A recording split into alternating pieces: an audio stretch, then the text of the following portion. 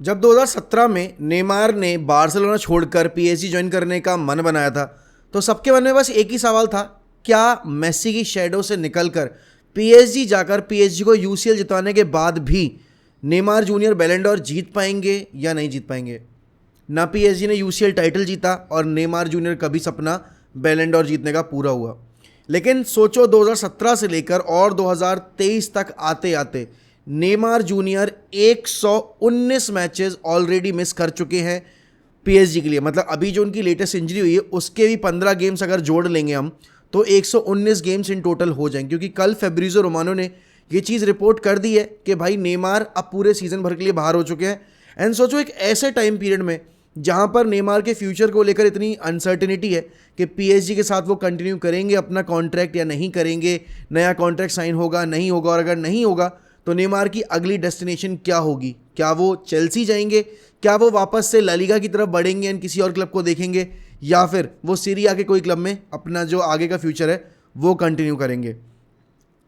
जब हम last decade के टॉप 3 फुटबॉलर्स की बात करते हैं तो बहुत सारे लोग कहेंगे कि सुआरेज है, बहुत सारे लोग कहेंगे लेवेंडोस्की है, बहुत सारे लोग किसी और प्लेयर का नाम लेंगे, लेकिन एक मेजर चंक ऑडियंस है जो कि नेमार जूनियर को लास्ट डेकेड का 3rd बेस्ट फुटबॉलर मानती है। और उससे मैं भी एग्री करता हूँ, क्योंकि अगर मैं टैलेंट के हिसाब से देखूँ, अगर मैं इम्पैक्ट के हिसाब से देखूँ, वो 6-1 वाली विक्ट्री जो थी अगेंस्ट पीएसजी, उसमें अगर नेमार नहीं होता तो शायद वो कमबैक कभी पॉसिबल नहीं होता। ऐसे ही पीएसजी का जो फाइनल तक का रन था 2019-20 के, आई थिंक या 19-20 ही था, जब कोविड का टाइम था, 20-21 या 19-20 था, जब फाइनल तक पहुंची थी PSG and they lost against Bayern Munich. उस सीज़न भी नेमार जूनियर की performance for PSG was top notch.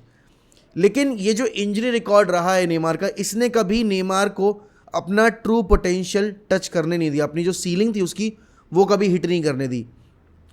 और जब 2017 में बार्सिलोना से छोड़कर उन्होंने पीएसजी ज्वाइन की थी तो बारसा का फैन बेस भी बहुत ज़्यादा एक गुस्से में था, क्योंकि भाई आपने जिस तरीके से डिसरिस्पेक्टफुल वे में बारसा को लीव किया, क्योंकि आप पहले अपना फ्यूचर कमिट कर चुके थे। एवरीवन वाज थिंकिंग कि भाई एमएसएन का जो ट्रायो है वो आगे चलकर हमें और सक्सेस दिखाएगा। ठीक है, पिछली साल हम बाहर हो गए, हमने रिमोंटाडा किया, लेकिन उसके बाद यूवेंटस से हम बाहर हो गए। इस साल ये तीनों मिलकर हमारी जो एक ड्रीम थी जो पिछली साल पूरी नहीं हो पाई थी, इस साल पूरी करेंगे। लेकिन नेमार जूनियर, जैसे कि अभी सुआरेज का 2-3 दिन पहले एक इंटरव्यू भी आया था, उसमें उन्होंने बताया भी था कि Neymar and Messi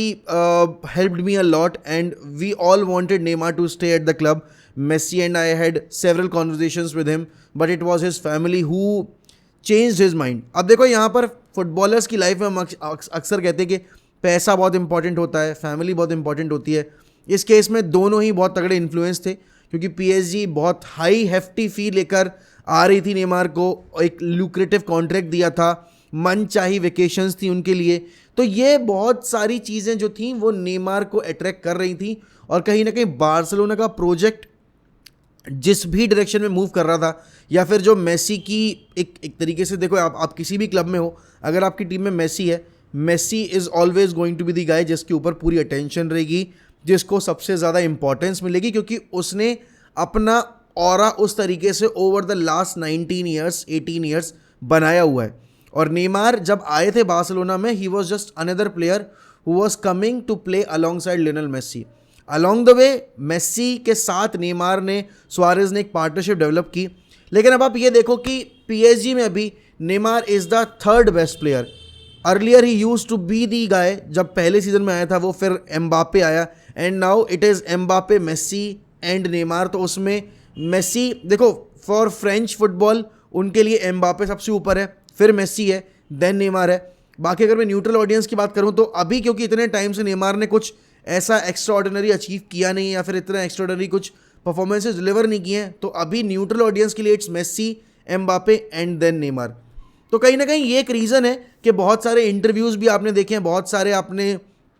social media पर पोस्ट भी देखे हैं, और यहाँ पर बहुत सारी लीक्स भी आई थी कि Mbappe doesn't want Neymar eight the club. Mbappe को लगता है कि Neymar is hindering his progress, Neymar की वजह से थोड़ा सा जो एक मोमेंटम बनता है वो ब्रेक हो जाता है। क्योंकि अक्सर हमने ऐसा देखा है पिछले 6-7 सीज़न में लगातार कि फरवरी का मंथ आता है जब चैंपियंस लीग के क्रूशल मैचेस आने वाले होते हैं, तब नेमार इंजर्ड होकर बाहर हो जाते हैं। तो सवाल ये है कि क्या नेमार का अब वक्त आ चुका है कि भाई उनका शायद टॉप क्लब से,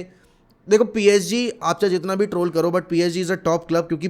top players are playing there, and अभी तो Mbappe and Messi two of the world's best players are at their club, और यहाँ पर नेमार भी is among the best of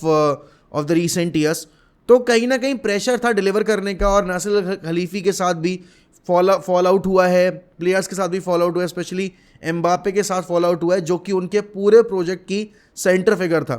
तो यहाँ पर अब नेमार का अगला स्टेप क्या होगा? नेमार 130 दिनों की फुटबॉल अभी इस इंजरी के बाद मिस करने वाले हैं, जिसमें 15 गेम्स होंगे टोटल।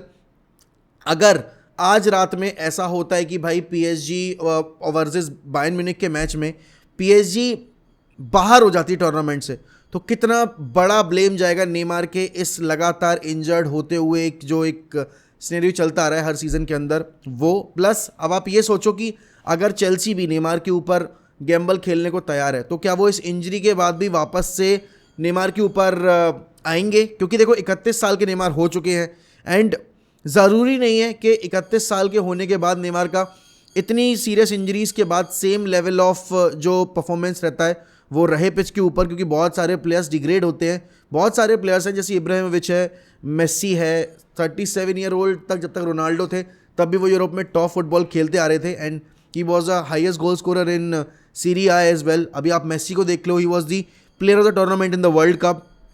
जब सबने राइट ऑफ कर दिया था लास्ट सीजन के बाद। तो कहीं ना कहीं अब आप मेसी के सिनेरियो को भी अगर कंसिडर करो तो नेमार का फ्यूचर एट चेल्सी अभी जो एट पीएसजी है वो थोड़ा और ज़्यादा अंधेरे में जा रहा है, क्योंकि कल मेसी का जो इंटरव्यू आया या फिर मेसी का जो स्टेटमेंट आया जो कि फेब्रिज़ो रोमानो ने डाला था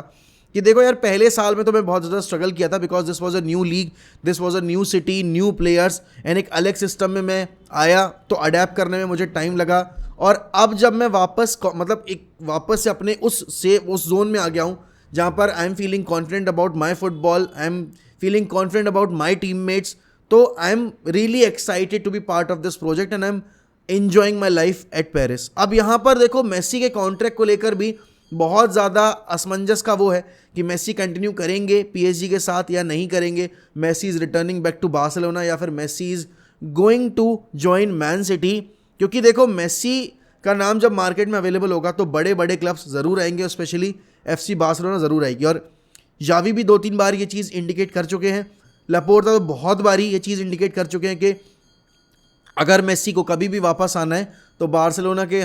जो दरवाजे वो हमेशा उनके लिए खुले हुए हैं। लेकिन क्या मेसी अभी इस जो रनिंग मोमेंटम है उसको ब्रेक करके दूसरे क्लब में जाने का डिसीजन लेंगे? वो भी तब जब हो सकता है कि नेमार को सेल करके कोई नया प्लेयर लाया जाए पीएसजी में, और अब जो प्रोजेक्ट का सेंटर फिगर होंगे वो एक नहीं 2 लोग होंगे, it will be messy and Mbappe. तो बहुत सारी चीज़ें अभी कंसिडर करने को मेसी के फ्यूचर को भी लेकर। देखो अगर मैं अपना ओपिनियन दूं, मुझे अभी भी नहीं लगता कि Messi is going to leave PSG, but football में कुछ भी बदल सकता है, कभी भी बदल सकता है। तो वो एक सिनेरियो है जो कि कंसिडर हमें करना पड़ेगा कि भाई अगर वाकई में बार्सिलोना अपना जो अभी जैसे ट्रांसफ़र बैन की बात चल रही है उनके ऊपर कि उनको 178 मिलियन पहले रिलीज़ करने पड़ेंगे मार्केट में, उसके बाद ही वो प्लेयर साइन कर पाएंगे, अगर ऐसा सिनेरियो जनरेट होता है तो मेसी टू बार्सिलोना थोड़ा सा डिफिकल्ट हो जाएगा। लेकिन अगर ये चीज़ नहीं है और लीगली अगर बार्सिलोना ये बैटल जीत जाती है तो फिर Messi to Barcelona is really high possibility. क्योंकि अगर आप बार्सिलोना के अभी रिसेंट अगर कनेक्शंस देखो तो मैन सिटी से बर्नार्डो सिल्वा के लिंक बहुत तेज़ी से आ रहे हैं, आपके गुंडोगन के लिंक्स बहुत आ रहे हैं, और कल रात में तो ये एक और रिपोर्ट आ गई है कि आपके लपोर्ट जो कि सिटी के डिफेंडर हैं वो भी बार्सिलोना से प्री कॉन्ट्रैक्ट एग्री कर चुके हैं। तो कहीं ना कहीं एक तरीके से क्लीन स्वीप करने की कोशिश है बार्सिलोना की मार्केट में जाकर, और एक ही क्लब को वो टारगेट कर रहे हैं और वो है मैन सिटी, पेप की टीम, क्योंकि उस टीम से आकर बार्सिलोना के सिस्टम में फिट इन होना थोड़ा सा ज़्यादा आसान है कंपैरेटिवली बाकी टीम से कंपैरिजन में, क्योंकि ब्रांड ऑफ फुटबॉल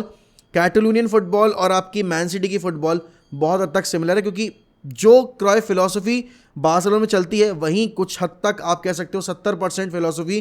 पेप की टीम जो अभी सिटी है वो यूज़ करती है। तो इसीलिए थोड़ा सा ज़्यादा रुझाव है, मतलब आप झुकाव भी कह सकते हो बार्सिलोना फैंस का खुद और बार्सिलोना फुटबॉल क्लब का भी इन प्लेयर्स के रिगार्डिंग, क्योंकि आपको पता है कि अभी जिस तरीके से ये सीज़न चल रहा है, और यूरोप देखो domestically Barcelona has performed really well, but Europe में दे हैव स्ट्रगल्ड इक्वली। तो यहाँ पर अब उन प्लेयर्स को लाया जा रहा है जिनके पास यूरोप का ज़्यादा एक्सपीरियंस है।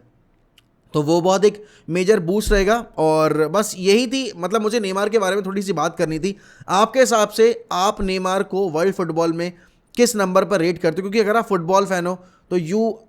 You must be enjoying Neymar's football, जब भी वो फील्ड पर रहता है, जब भी वो अच्छा परफॉर्म करता है। But is it safe to say that Neymar junior का जो फुटबॉलिंग करियर था वो डाउन द हिल जाना उसी दिन से शुरू हो गया था जिस वक्त उन्होंने बार्सिलोना छोड़ने का फैसला लिया था? और आपको क्या लगता है नेमार का फ्यूचर क्या रहेगा, क्या नहीं रहेगा, वो बताइए मुझे कमेंट सेक्शन में। Till then, good bye, take care, and as always will always keep the red flag flying high as Manchester United will never die.